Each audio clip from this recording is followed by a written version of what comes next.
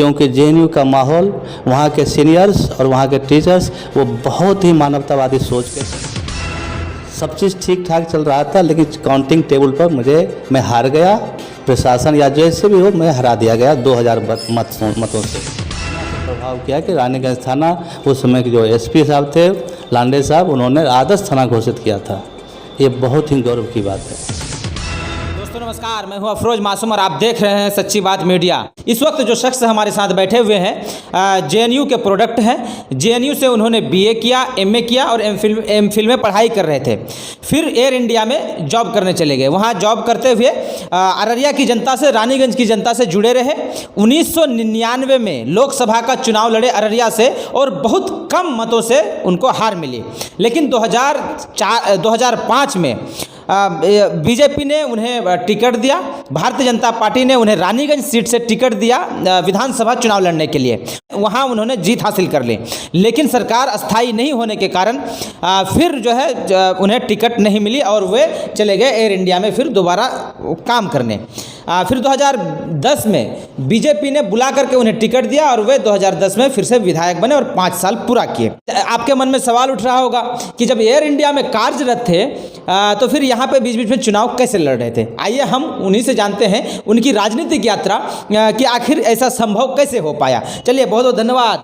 शुक्रिया। कैसे ये सब चीज़ संभव हुआ, क्योंकि जनता जो है वो जानना चाहती है कि आप एयर इंडिया में कार्यरत थे, मैनेजर के पद तक पहुंच गए थे आप, लेकिन बीच बीच में आकर चुनाव लड़ना ये कैसे पॉसिबल हो पाया।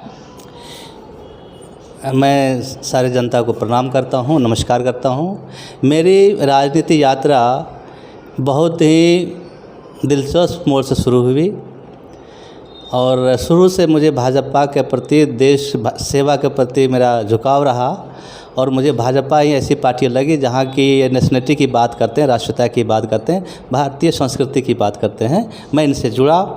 1995 में इनका सामान्य सदस्य बना। 99 मुझे पार्टी ने 99 में भाजपा के एमपी का कैंडिडेट बनाया। सब चीज़ ठीक ठाक चल रहा था, लेकिन काउंटिंग टेबल पर मैं हार गया। प्रशासन या जैसे भी हो, मैं हरा दिया गया 2000 मतों से। लेकिन 2004 में जो जनाब जीते थे वो आरजेडी छोड़ कर बीजेपी में आए और ये पार्टी की एक कमिटमेंट थी कि उसको सुखदेव पासवान जी को ही टिकट मिलना चाहिए एमपी का, क्योंकि वो इसी कमिटमेंट के साथ आए थे। पार्टी का जो आदेश था मैं माना और मैं उनके प्रचार भी किया। इसलिए पार्टी जो है मेरे कर्तव्यनिष्ठता को देखकर, मेरे काम को देखकर उन्होंने मुझे 2005 में रानीगंज विधानसभा से सुरक्षित क्षेत्र है वहाँ का टिकट मुझे दिया और मैं वहाँ से चुनाव जीता, जनता के सहयोग से, जनता के आशीर्वाद से। और मुझे ये कहने में बहुत अच्छा लगता है कि रानीगंज में जहाँ आरजेडी का गढ़ था, भाजपा का पहला झंडा मैंने गाड़ा। मुझे इस बात पर कहने में कोई संकोच नहीं।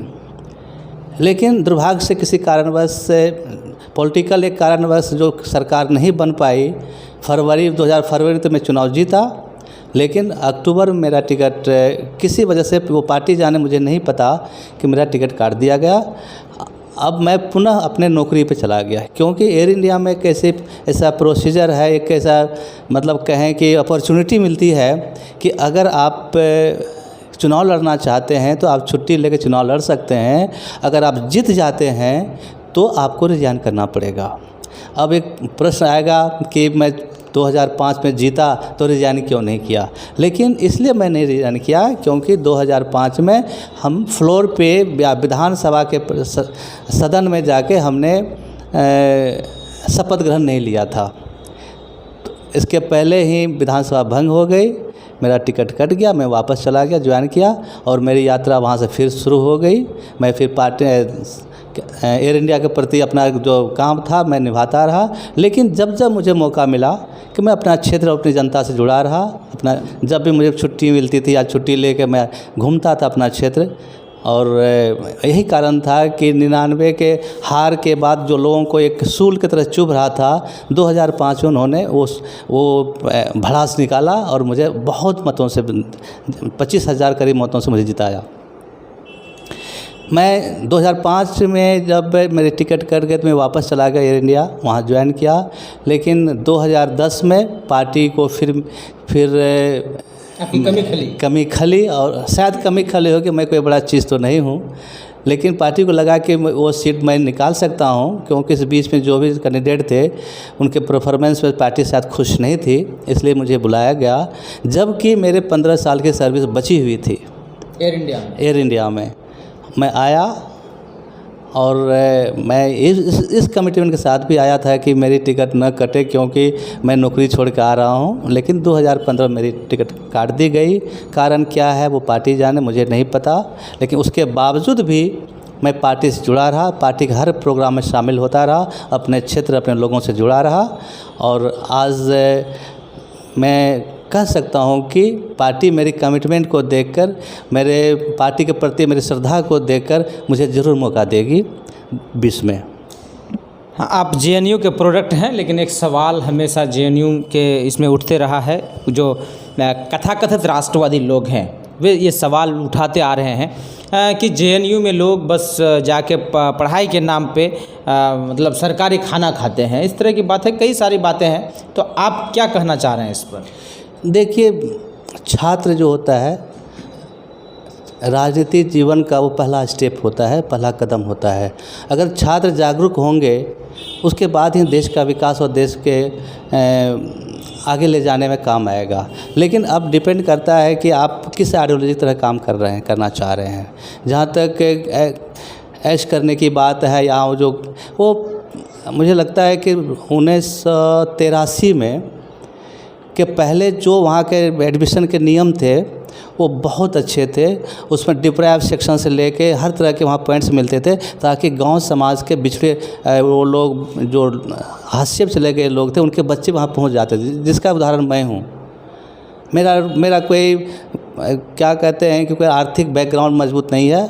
बचपन से मैं खुद अपना गुजारे के लिए ट्यूशन करता था, हर चीज़ करके मैं करता, ये मेरा जो भी है। लेकिन वहाँ पे 83 के बाद जो उन्होंने नियम चेंज किए, इससे क्या हुआ कि अर्बन एरिया के बहुत सारे लोग आने लगे, जो कि सुखों में पले थे, जिनका मकसद ही था कि खुले वातावरण का मिसयूज करना, और वो होता रहा। आज का जेएनयू बस उसी माहौल के गिरफ्त में है। आपको क्या लगता है कि आपके समय का जेएनयू और आज के जेएनयू में अंतर है? बहुत अंतर है, धरती आसमान का अंतर है। क्योंकि उस समय जो प्रोडक्ट वहाँ पैदा होते थे, अभी भी कैलिफोर्निया में वो क्या इंजीनियर बना बैठा है, कैलिफोर्निया में क्या कहते हैं वैज्ञानिक बने बैठे हैं, उसी समय के जेएनयू के जो निकले हैं, उन्हीं के नाम पर भी जेएनयू जो है वो जी रहा है, कि एक ग्लोरीफाई जो करते खुद को, बस वही सब चीज़ का है। लेकिन अभी जो है बहुत कम लोग होते हैं वहाँ पर, मैक्सिमम जो है दिशाहीन हो गए हैं। बात तो कम्युनिज्म की करते हैं, बात तो साम्यवाद की करते हैं, लेकिन उनके व्यवहार में पूरे बुर्जुआ क्या कहते हैं उनका आता है, लुक आता है। लेकिन आपको लगता है कि अगर जेएनयू नहीं होता तो आप यहाँ तक पहुँच पाते, एयर इंडिया में काम कर पाते, आज विधायक बन पाते? अगर जेएनयू नहीं होता तो?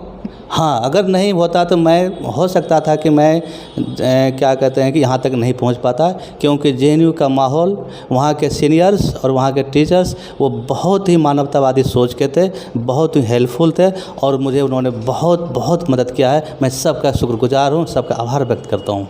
गठबंधन है, एनडीए में 3-4 पार्टियां हैं, जनता दल यूनाइटेड है, लोक जनशक्ति पार्टी है, भारतीय जनता पार्टी है, हिंदुस्तान अवाम मोर्चा है। तो वे लोग चाह रहे हैं कि जहाँ से जहाँ जिनकी सिटिंग सीट है तो वहाँ पे वे चुनाव लड़े, ऐसा मतलब कहना है। लेकिन बहुत बार ऐसा देखा गया है कि जो सिटिंग सीट के विधायक हैं उनका टिकट काट दिया जाता है, जिस तरह आपका भी टिकट पिछले बार काट दिया गया था। तो आपको क्या लगता है कि फिर किसी का टिकट काट के आपको टिकट देने की उम्मीद है? देखिए, राजनीतिक पार्टियां हमेशा उनका जो अंतिम मकसद होता है कि जीत का मकसद होता है। जो सुटेबल कैंडिडेट्स होंगे, जो उस सीट को जीत सकते हैं, जो जनता के नज़र में जो लगते हैं कि नहीं ये वो सीट निकाल सकते हैं, पार्टी वो निर्णय लेगी। ये सारा निर्णय जो है पार्टी के शीर्ष नेतृत्व पर डिपेंड करता है। हम लोग कुछ नहीं, हम लोग सिपाही हैं, जहाँ लगाएगा वहाँ जाएंगे। अगर आपको टिकट मिलती है तो आप जो है रानीगंज में किन मुद्दों के साथ उतरेंगे मैदान में?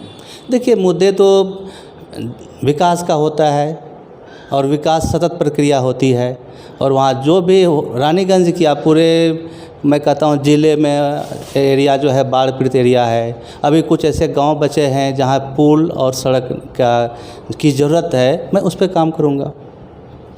और बहुत थोड़ी शिक्षा की व्यवस्था की ज़रूरत है, उसमें भी थोड़ा सा देखूंगा कि क्या होता है नहीं होता है। लॉ एंड ऑर्डर की भी ज़रूरत है। मैं प्रशासन के साथ का सहयोग करूंगा और मैं उम्मीद करूंगा कि प्रशासन जो है मेरे कम से कम काल में वो ईमानदारी से काम करे और मेरा सहयोग लेके काम करे तो ज़्यादा अच्छा होगा। क्योंकि मैं ये पहले भी साबित कर चुका हूँ कि जब मैं 10-15 में था उसी टाइम पे रानीगंज थाना जो है आदर्श थाना घोषित हुआ था।